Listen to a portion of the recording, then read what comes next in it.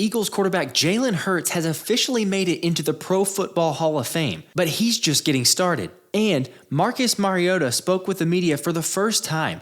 Hear what he has to say about Philly and how he views his role. Plus, a number of new visits are beginning to shed light on Howie Roseman's draft plan. But first, let's run it.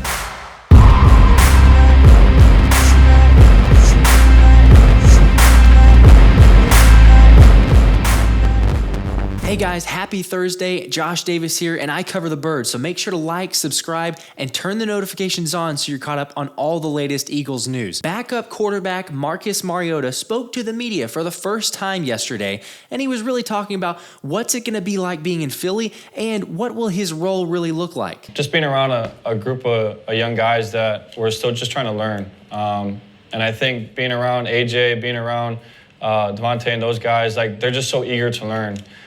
So, my role is just to provide information and just share experiences. I think as a guy that's played in the league now for 8 years, I've been cut, I've been a starter, we've won playoff games, I've been benched. So I just really believe that I can relate with a lot of guys. And to be able to continue to build that chemistry in the locker room and just be a voice and make an impact any way that I can. But I think specifically for the quarterback position, at ups and downs, you're gonna face those throughout your career, and just being a guy for Jalen and just being a resource any way that I can to hopefully make him better and make the team better. Okay, good. That's the role that we really want him to come in and play. But it's important because he's really buying into this team aspect and this culture here. And if you didn't catch it, he went on to share more of what he's going to do for Jalen. I'm at a point in my career where I just want to enjoy the game. I want to have fun doing it. The scheme is very exciting for me. And, the fact of the matter is I feel like I can help Jalen. And if we can make Jalen a better player, this team's going to be better. And to be a part of a team that was a play away from winning the Super Bowl was an opportunity that I couldn't pass up. And I'm very excited to be in this quarterback room. I think it's important that you have a strong quarterback room. And like I said, I'm going to do whatever I can to help him out. I'm in favor of that because anytime you can get a backup quarterback who's willing to sit there kind of behind the scenes on the wayside, not really trying to compete for a starting job. Now, don't get me wrong. If you caught the whole interview, Marcus Mariota did say he hopes to be a starter. So there is that kind of vibe, but he goes into it obviously seeing a team that was very close to winning the Super Bowl and could have, should have at that point, but it's going to be very likely that we're in that spot very soon again. So he sees the writings on the wall. No wonder that so many other free agents are signing up to play with the Eagles and with Jalen Hurts. But the excitement is there, and you got to love to see it. And I love that Marcus said that he's willing to help Jalen Hurts. But Jalen doesn't really need a whole lot of help these days because he is in the Pro Football Hall of Fame. Now, what am I talking about, really? If you didn't see it, the Pro Football Hall of Fame Twitter account posted here, new to the Pro Football Hall of Fame, the jersey and pants that Jalen Hurts wore in Week 14 when he ran for his 10th rushing touchdown of the season during the Eagles' 48-22 win over the New York Giants. So that touchdown run there, as you're watching it, is the one that got him 2 over 10 rushing touchdowns, and for the second year in a row. And then they went ahead and said, yeah, you know what? Let's go ahead and put him in the Hall of Fame. It's just his gear. They put in his jersey. It's really cool, though, anytime you can get into the Hall of Fame. You could argue there's lots of things that they do for putting in players or memorabilia and things like that to grow the game.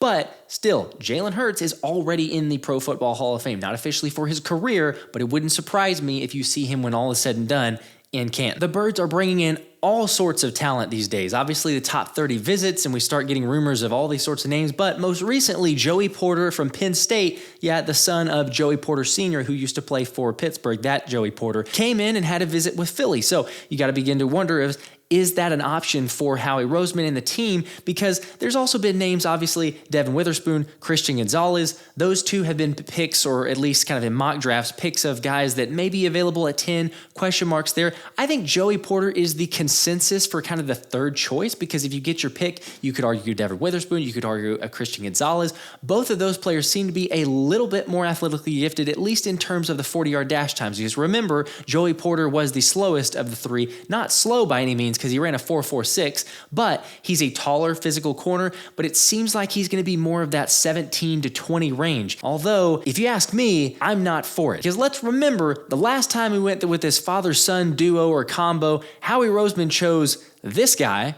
instead of choosing that one. I know that's probably a terrible argument to make for why to pick someone or why not to, so don't get me wrong. Joey Porter might be a possible fit, but I think there's a better cornerback that you can target. And it just so happens he was also in Philly yesterday, so take a look at his Instagram account. Emmanuel Forbes, the cornerback from Mississippi State, was in Philly, and he posted it because, as every single visitor seems to do, they love to show off that they were at the NFC Champion's house. And in the link in the background there, you see that there's lots of excitement. Perhaps he's coming to take in a Philly game because Nick Sirianni is throwing out the pitch actually tomorrow now because of the rain delay. But nevertheless, everyone seems to boast or like to show this off. And so Emmanuel Forbes is a name that a lot of people are high on. He's got a lot of upside, and you don't really have to draft him that early. So we'll see what the Eagles end up doing there, but I think that might be a better option than Joey Porter. Would love to know what you guys think, though. Is this a better option? You in favor of Joey Porter, or is there someone else for the cornerback position? Speaking of the draft, as we do these days, it's pretty much the topic of all of our discussions, but what should the Eagles do? So according to ESPN, they think the Eagles should trade down because Howie Roseman, as we know, likes to trade quite a bit. But according to an article by Bill Barnwell, he says Howie Roseman is one of the most analytically inclined general managers in the league. So the Eagles are always going to lean towards trading down. When Roseman has moved up in the past in the first round, it usually has been small moves to get ahead of a team, as he did for offensive tackle Andre Dillard in 2019 and defensive tackle Jordan Davis in 2022. His biggest deal came in 2016 when he moved up from number 8 to number 2 for then quarterback of the future Carson Wentz. He goes on to write, given the cutbacks the Eagles have needed to make on defense this offseason in advance of quarterback Jalen Hurts' raise from $1.5 million per season to something north of $50 million per year, Roseman and co. need to add more cost-controlled talent to the roster.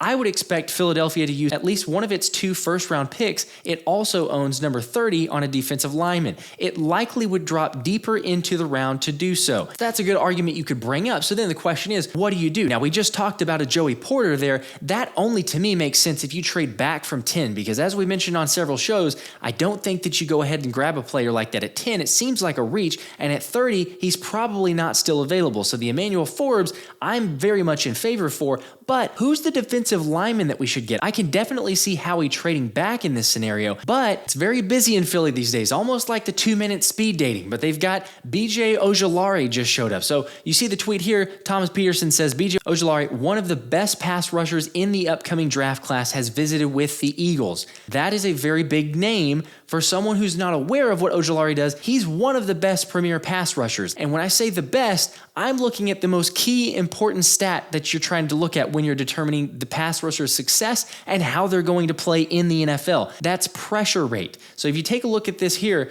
this graphic has been put together over the last several years of the top edge rushers. And if you take a look, you'll notice what is the most important category. It's the pressure rate. So the guys who have the very top pressure rate are players who usually have a lot more impact in the NFL. And the case study, you can go back to 2020 to 2022 and take a look. I mean, Micah Parsons, we hate to give credit too much to the Cowboys, but he's a phenomenal edge rusher. And if you take a look at it, he had a 26.7 pressure rate whenever he was coming out of college, and now look at what he's done. Same thing for a Chase Young, same thing for a Kayvon Thibodeau. Those types of players translated very well. So then you take a look at this year's draft class, and you've got obviously a guy like a Will Anderson. Interesting to see a name like a Nolan Smith so high at 16.3, but the third highest pressure rate in college football last season was BJ Ojulari. And so that's a guy that everyone is seeming to think is going to be somewhere around a 40, maybe a 50, although it's interesting because Todd McShay didn't even have him in the first 2 rounds. So as we talk about Howie Roseman trading draft picks, stockpiling a little bit more in this draft, I think that's a name to keep an eye on. So BJ Ojulari would be a name I'd be thrilled to get. Add to this defensive line his pass rush ability. I know he's got an older brother who's with the Giants. Azeez Ojulari has not really panned out that well, but he doesn't have as much potential. And if you really look at most scouting reports, BJ is the one that you really should consider and have the options. But what do you guys think? Are you in favor of how he's able to trade back, get a couple more draft picks, and then get a guy like a BJ Ojulari? Or do you like someone else, maybe say if you stay at 30 and don't trade back? Let me know. NBC Sports ranked the top NFL head coaches. Obviously, with the NFL's coaches meetings last week, I think they might have taken a look at it and said, hey, you know what? We need to rank these guys. Now, obviously, they didn't do that based off of looks or anything like that for the photo that came out. But if you take a look at performance, it's kind of interesting where this list falls. So I want to know what you guys think on it, because you could make the case it's a what have you done for me lately, but then at the same time, some of these are given perhaps a little bit too much credit. Andy Reid is at number 1. You don't really have to say much about Big Red. Obviously, he won the Super Bowl. He's been fantastic. He's made it to 5 conference championships. He's really state of the art. When it comes to coaches, you could very easily argue him at number 1, and you're not going to catch too much flack for that. Who's at number 2?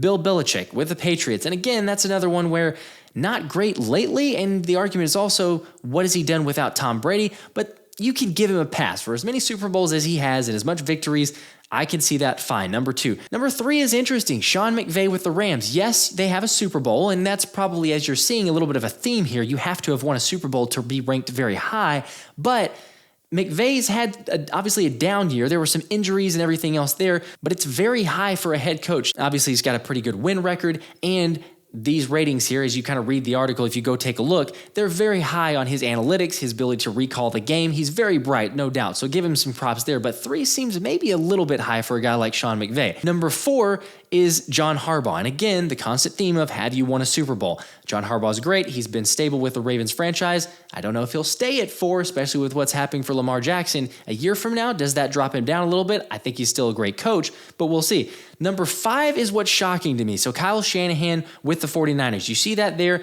Yes, Shanahan has had some success, but really can't quite get over the hump and get to the Super Bowl, or win the Super Bowl, I should say. But saw a little bit of struggles in the NFC Championship game. Yes, he was without his quarterbacks, but it seems to be a common denominator with Kyle Shanahan. You could always say he doesn't have his quarterbacks, but is it something with his scheming? I mean, why does he have George Kittle blocking Hassan Reddick? That's another story we won't get into, but he's at 5. Number 6 is Mike Tomlin, and again, another Super Bowl winner. Number 7, you've got Sean McDermott. Maybe I can see it. I mean, the Bills have gotten better, and he's been a pretty good coach. I'm not a huge hater of Sean McDermott, but at the same time, it's at some point, he also has to get over the hump. But fine, if you want to say number 7, possibly. Number 8, and that's the one that we're all very curious about. Number 8, Nick Sirianni. And you see there, he's got a record of 23 wins, 11 losses. Very impressive record. No doubt he would have been higher than 8 here if the Birds had won the Super Bowl. Unfortunately, they didn't get it done there, but he moved all the way from 15. Last season, he was at 15. Now he's up to 8. If the Birds have another great season, I could easily see him vaulting into the top 5. I think personally, though, he's higher than that. And there's a case to be made. If you take a look, a quote here from the article, it says, Sirianni finished number 1 in Football Outsiders' Critical Call Index. You might be asking what that is, but it's a complicated metric that measures fourth down decision-making. Trusting his personnel, Sirianni ordered the 4th most fourth down attempts and converted the 2nd most. Sirianni takes what the defense gives him and then beats them over the head with it. We've seen that so many times, and really what he beats them over the head with is a lot of quarterback sneaks designed for Jalen Hurts. So yes, there's other factors to it, but what I love is that Nick is not afraid to go for it. And not just fourth down, but his aggressive play calling style, but he also understands when to not take those chances. So I think Nick is better than 8 even, but people make these lists and they always say, they've won Super Bowls in the past, but at what point do you start moving some of those guys down? It is a what have you done for me lately type of league, and I think Nick, with his play calling and the fact that he's not afraid to lay it all on the line, the passion, the drive, the motivation that he coaches with, it resonates to the players as well, and you really can't put a price on that. So Nick, to me, should be higher. What do you guys think? Oh, and also, just in case you forgot, Nick Sirianni will be throwing out the pitch of the Phillies game tomorrow. Not that that's another argument to add to why he should be a better head coach, but I'd be very surprised if that's not a perfect strike, knowing his competitiveness and how he loves to brag about being the best basketball player or best shooter on the team. That wouldn't surprise me if he's been practicing for this. We will have so much more content in the coming days, taking a look at some sleepers or maybe some mid-round guys that not quite everyone's aware of. So be sure to stay tuned for that. Make sure to like and subscribe. Turn the notifications on. Appreciate you joining as always. Until next time, I'm Josh Davis, and this has been the Philly Special.